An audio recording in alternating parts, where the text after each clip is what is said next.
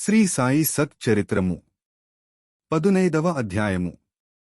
ఓం శ్రీ సాయి నాథాయ నమః. శ్రీ సాయి బాబా జీవిత చరిత్రము 15వ అధ్యాయము.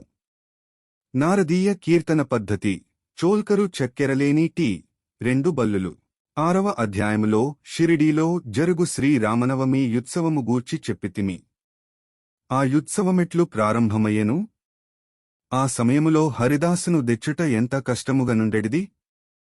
తుదకు ఆ పనిని దాసుగను మహారాజు నిర్వహించినట్లు బాబా శాశ్వతముగా నియమించుట, దానిని ఇప్పటివరకు దాసుగను జయప్రదముగా నడుపుటయనునవి చదువరులు జ్ఞాపకముంచుకునియే యుందురు. ఈ అధ్యాయములో దాసుగను హరికథల నెట్లు చెప్పువారో వర్ణింపబడును. నారదీయ కీర్తన పద్ధతి. సాధారణముగా మహారాష్ట్ర దేశములో హరిదాసులు హరికథ చెప్పునప్పుడు ఆడంబరమైన నిండు అంగరఖాలు వేసికొనెదరు. తలపైని పాగాగాని, పేట, ఒక విధమైన ఎర్రని మహారాష్ట్రపు టోపీ, కాని పొడవైన కోటు, లోపల చొక్కా, పైన నుత్తరీయము, మామూలుగా ధరించెడి దోవతిని కట్టుకునెదరు.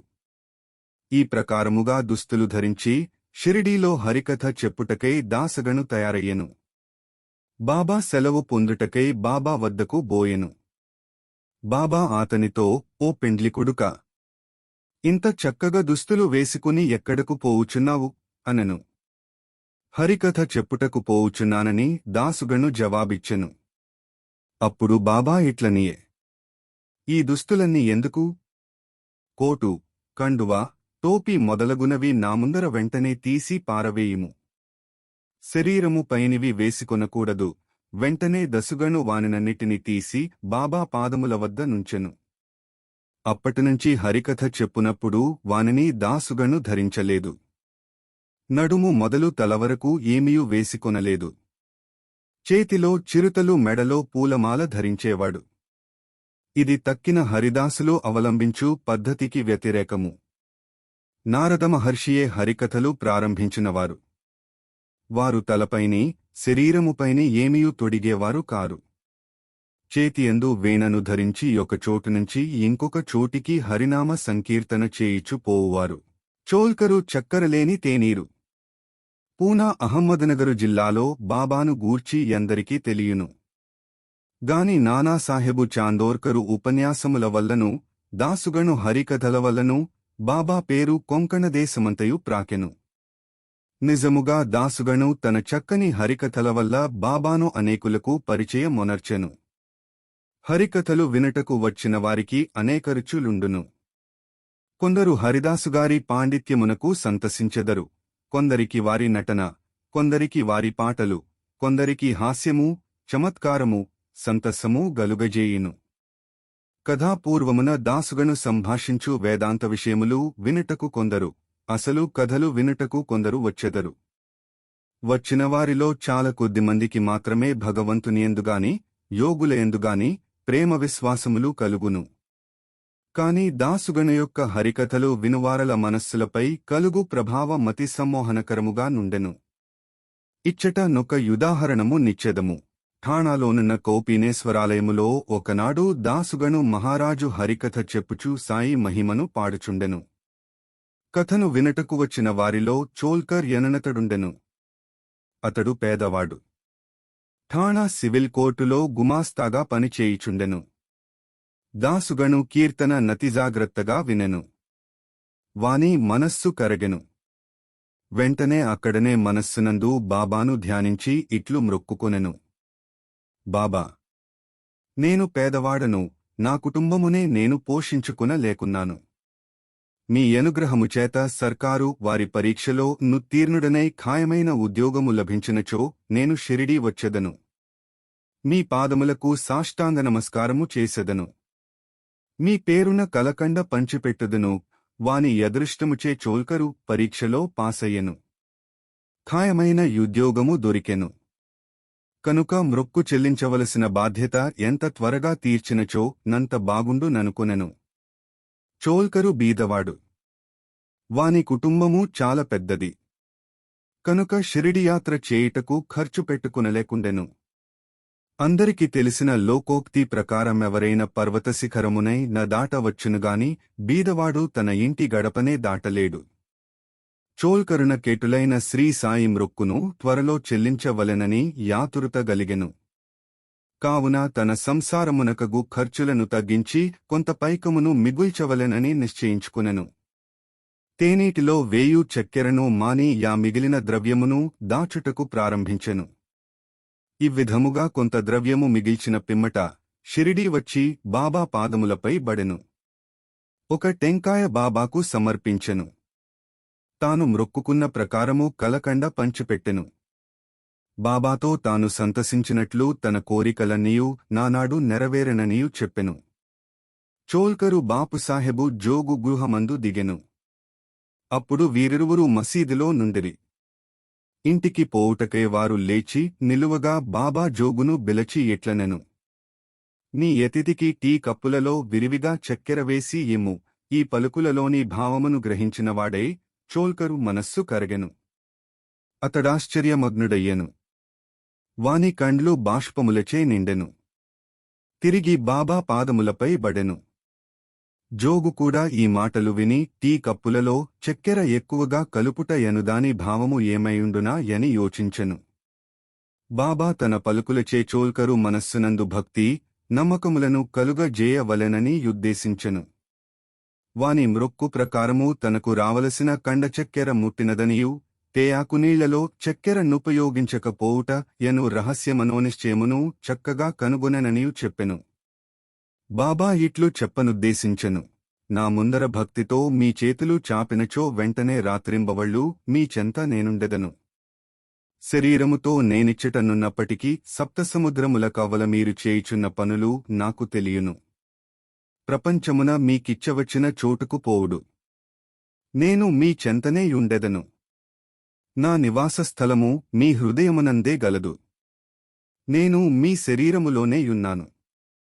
ఎల్లప్పుడూ మీ హృదయములలోనూ సర్వజన హృదయములందుగల నన్ను పూజింపుడు. ఎవ్వరు నన్ను ఈ విధముగా గుర్తించెదరో వారు ధన్యులు, పావనులు, అదృష్టవంతులు. బాబా చోల్కరుకెంత చక్కని ముఖ్యమైన నీతిని ఈ విధముగా బోధించెనో గదా.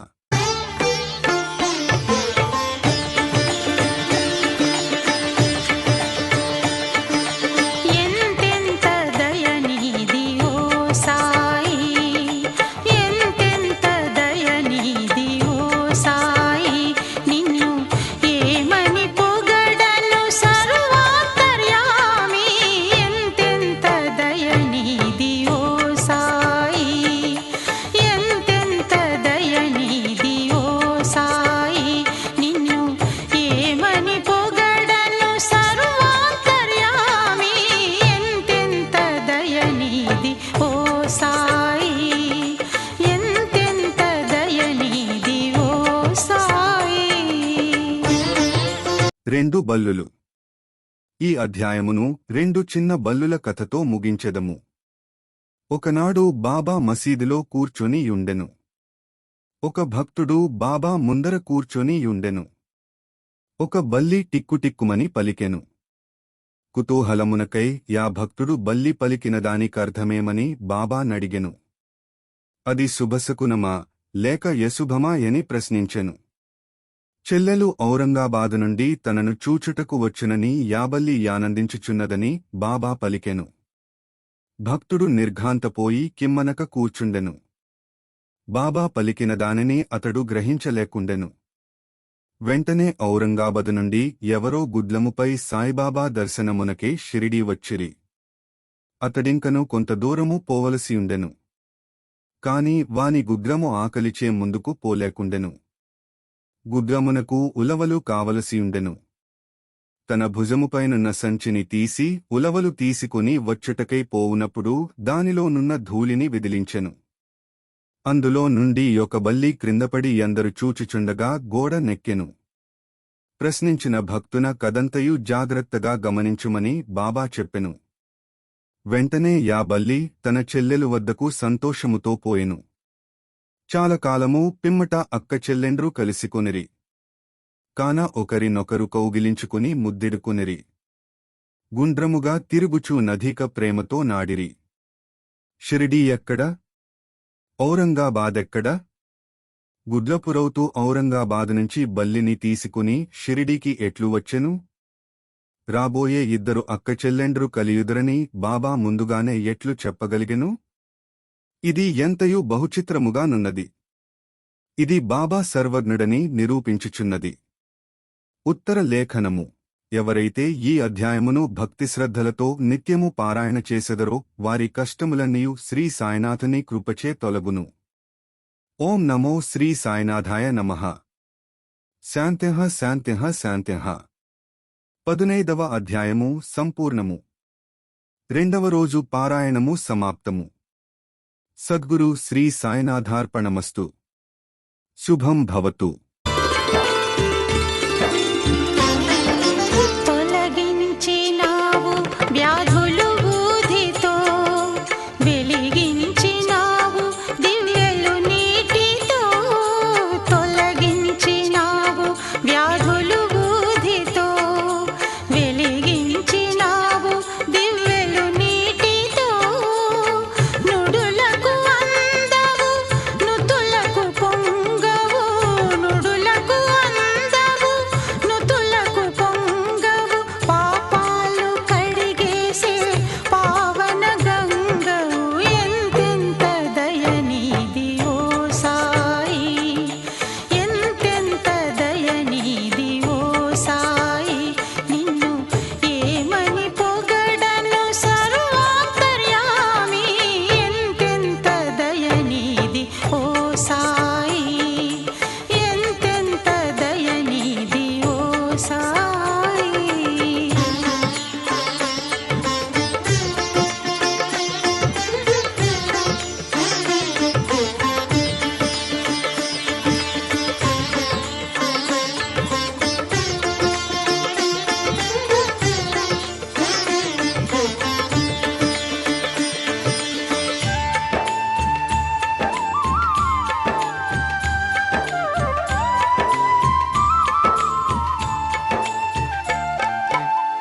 భక్త కబీరే నీ మత